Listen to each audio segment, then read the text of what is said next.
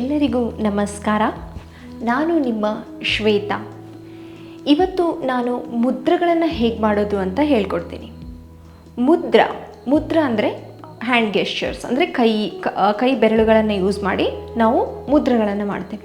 ಇದನ್ನು ಏನಕ್ಕೆ ಮಾಡ್ತೇವೆ ಅಂತಂದರೆ, ಇವಾಗ ನೀರು ಹರಿತಾ ಇರುತ್ತೆ, ಅದು ಒಂದು ಕಡೆ ಬೇರೆ ಕಡೆ ಹೋಗಬೇಕು ಅಂದರೆ ಏನು ಮಾಡ್ತೀವಿ ನಾವು, ಅದಕ್ಕೆ ಚಾನಲನ್ನು ಕಟ್ತೀವಿ. ಅದೇ ಥರ ನಮ್ಮ ಬಾಡೀಲಿ ಇರೋ ಎನರ್ಜಿ ಒಂದು ಕಡೆ ಹರಿಬೇಕು ಅಂತಂದರೆ ನಾವು ಮುದ್ರೆಗಳ ಮೂಲಕ ನಾವು ಚಾನಲ್ಗಳನ್ನು ಕಟ್ಟಿ ಅದನ್ನು ಎನರ್ಜಿನ ಫ್ಲೋ ಆಗೋ ಥರ ಮಾಡ್ತೀವಿ. ಅದಕ್ಕೋಸ್ಕರ ಮುದ್ರೆಗಳನ್ನು ಮಾಡ್ತೀವಿ. ಮೊದಲನೇದಾಗಿ ನಾನಿವತ್ತು ನಿಮಗೆ ಚಿನ್ನ ಮುದ್ರ, ಪ್ರಾಣ ಮುದ್ರ ಮತ್ತು ಅಪಾನ ಮುದ್ರ ಹೇಗೆ ಮಾಡೋದು ಅಂತ ಹೇಳ್ಕೊಡ್ತೀನಿ. ಮೊದಲನೇದಾಗಿ ಚಿನ್ನ ಮುದ್ರ. ಇದಕ್ಕೆ ಗೆಸ್ಚರ್ ಆಫ್ ನಾಲೆಡ್ಜ್ ಅಂತ ಅಂತೀವಿ, ಚಿನ್ನ ಮುದ್ರ, ಅಥವಾ ನಾವು ಜ್ಞಾನ ಮುದ್ರ ಅಂತ ಕೂಡ ಅಂತೀವಿ. ಇದನ್ನು ಹೇಗೆ ಮಾಡೋದು ಅಂತಂದರೆ, ಮೊದಲು ನೀವು ಸುಖಾಸನ ಅಥವಾ ಪದ್ಮಾಸನ, ನಿಮಗೆ ಯಾವ್ದು ಕಂಫರ್ಟೇಬಲ್ ಆಗುತ್ತೆ ಅದರಲ್ಲಿ ಆ ಆಸನದಲ್ಲಿ ಕೂತ್ಕೊಳ್ಳಿ. ಮೇಜರ್ ಅಂದರೆ ಎಲ್ಲರಿಗೂ ಸುಖಾಸನ ಕಂಫರ್ಟೇಬಲ್ ಆಗುತ್ತೆ, ಪದ್ಮಾಸನ ಸ್ವಲ್ಪ ಕಷ್ಟ ಆಗುತ್ತೆ. ಸುಖಾಸನದಲ್ಲಿ ಕೂತ್ಕೊಂಡು ನಿಮ್ಮ ಎರಡೂ ಕೈಗಳ ಅಂಗೈಗಳನ್ನು ನಿಮ್ಮ ಮೊಣಕಾಲಿನ ಮೇಲೆ ಇಟ್ಕೊಳ್ಳಿ. ಆಮೇಲೆ ನಿಮ್ಮ ಹೆಬ್ಬೆರಳು ಮತ್ತು ತೋರು ಬೆರಳು ಇವೆರಡರದ ಫಿಂಗರ್ ಟಿಪ್, ಅಂದರೆ ಈ ಥರ ಬೆಂಡ್ ಮಾಡೋದಲ್ಲ, ಜಸ್ಟ್ ಎಡ್ಜನ್ನು ಟಚ್ ಮಾಡಿ ಎರಡೂ ಕೈಗಳಿಂದ, ಇದಕ್ಕೆ ನಾವೇನಂತೀವಿ ಚಿನ್ನ ಮುದ್ರ ಅಥವಾ ಜ್ಞಾನ ಮುದ್ರ. ಈ ಥರ ಇದನ್ನು ನಿಮ್ಮ ಎರಡು ಮೊಣಕಾಲಿನ ಮೇಲೆ ಇಟ್ಕೊಳ್ಳಿ. ಬೆನ್ನನ್ನು ಸ್ಟ್ರೈಟಾಗಿ ಇಟ್ಕೊಳ್ಳಿ. ಈ ಥರ ಫಾರ್ವರ್ಡ್ ಬೆಂಡ್ ಆಗೋದು ಅಥವಾ ಬ್ಯಾಕ್ವರ್ಡ್ ಬೆಂಡ್ ಆಗೋದು ಮಾಡಿಬಿಡಿ. ಸ್ಟ್ರೈಟಾಗಿರಬೇಕು. ಸ್ಪೈನ್ ಸ್ಟ್ರೈಟಾಗಿ ಇಟ್ಕೊಂಡು ನಿಧಾನವಾಗಿ ಕಣ್ಮುಚ್ಚಿ ದೀರ್ಘವಾಗಿ ಉಸಿರನ್ನು ಒಳಗಡೆ ಎಳೆದುಕೊಳ್ಳಿ. ನಿಧಾನವಾಗಿ ಉಸಿರನ್ನ ಹೊರಗಡೆ ಬಿಡಿ. ಇನ್ನೊಂದು ಸತಿ ದೀರ್ಘವಾಗಿ ಉಸಿರನ್ನ ಒಳಗಡೆ ಎಳೆದುಕೊಳ್ಳಿ. ನಿಧಾನವಾಗಿ ಉಸಿರನ್ನ ಹೊರಗೆ ಬಿಡಿ. ಈ ಥರ 5 to 6 ಟೈಮ್ಸ್ ಬ್ರೀದನ್ನು ರಿಪೀಟ್ ಮಾಡಿ. ಆಮೇಲೆ ನಿಧಾನವಾಗಿ ಕಣ್ಣನ್ನು ಓಪನ್ ಮಾಡಿಬಿಟ್ಟು ಕೈನ ರಿಲ್ಯಾಕ್ಸ್ ಮಾಡಿ. ಆಮೇಲೆ ನೀವು ಕಾಲನ್ನು ಕೂಡ ರಿಲ್ಯಾಕ್ಸ್ ಮಾಡ್ಬೋದು. ಈ ಮುದ್ರ ಮಾಡೋದ್ರಿಂದ ಏನು ಬೆನಿಫಿಟ್ ಇದೆ ಅಂದರೆ, ಮೊದಲನೇದಾಗಿ ನಿಮ್ಮ ಕಾನ್ಸಂಟ್ರೇಷನ್ ಇಂಪ್ರೂವ್ ಆಗುತ್ತೆ, ನಿಮ್ಮ ಮೆಮರಿ ಪವರ್ ಕೂಡ ಇಂಪ್ರೂವ್ ಆಗುತ್ತೆ. ಆಮೇಲೆ ಈ ಆಸನ ಯಾರು ಮಾಡಬಾರ್ದು ಅಂತಂದರೆ, ಯಾರು ಪ್ರೆಗ್ನೆಂಟ್ ಇರ್ತಾರೆ, ಕ್ಯಾರಿಂಗ್ ಇರ್ತಾರೆ, ಕೆಳಗಡೆ ಕೂಡೋಕ್ಕಾಗಲ್ಲ, ಅವ್ರು ಮಾಡಬಾರ್ದು ಈ ಆಸನ. ಆಮೇಲೆ ಯಾರಿಗೆ ಮೊಣಕಾಲಿನ ಪ್ರಾಬ್ಲಮ್ ಇರುತ್ತೆ ಅಥವಾ ಆ್ಯಂಕಲಿನ ಪ್ರಾಬ್ಲಮ್ ಇರುತ್ತೆ, ಆಪ್ರೇಷನ್ ಏನಾದರೂ ಆಗಿದರೆ ನಾವು ಅವರಿಗೆ ಈ ಮುದ್ರ ಮಾಡೋಕ್ಕೆ ರೆಕಮೆಂಡ್ ಮಾಡೋದಿಲ್ಲ. ಮತ್ತು ಇವಾಗ ಮುಂದಿನ ಮುದ್ರ ಪ್ರಾಣ ಮುದ್ರ ಮಾಡೋದು ಹೇಗೆ ಅಂತ ನೋಡೋಣ. ಪ್ರಾಣ ಮುದ್ರ ಮಾಡೋದಕ್ಕೆ ಮೊದಲು ನೀವು ಸುಖಾಸನದಲ್ಲಿ ಕೂತ್ಕೊಳ್ಳಿ. ಸುಖಾಸನದಲ್ಲಿ ಕೂತ್ಕೊಂಡು ನಿಮ್ಮ ಎರಡು ಅಂಗೈಗಳನ್ನು ನಿಮ್ಮ ಮೊಣಕಾಲ ಮೇಲೆ ಇಟ್ಕೊಳ್ಳಿ.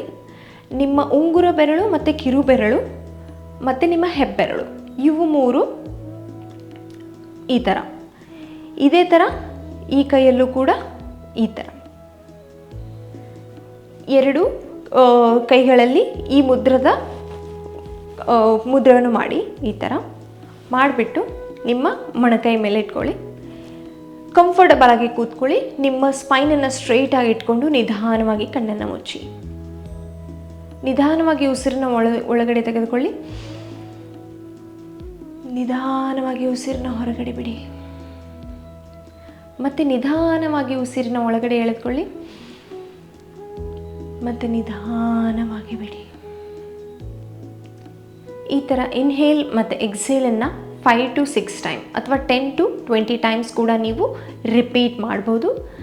ಆಮೇಲೆ ನಿಧಾನವಾಗಿ ಕಣ್ಣನ್ನು ತೆರೆದು ಕೈಗಳನ್ನು ರಿಲ್ಯಾಕ್ಸ್ ಮಾಡಿ, ಕಾಲುಗಳನ್ನು ಕೂಡ ನೀವು ರಿಲ್ಯಾಕ್ಸ್ ಮಾಡ್ಬೋದು.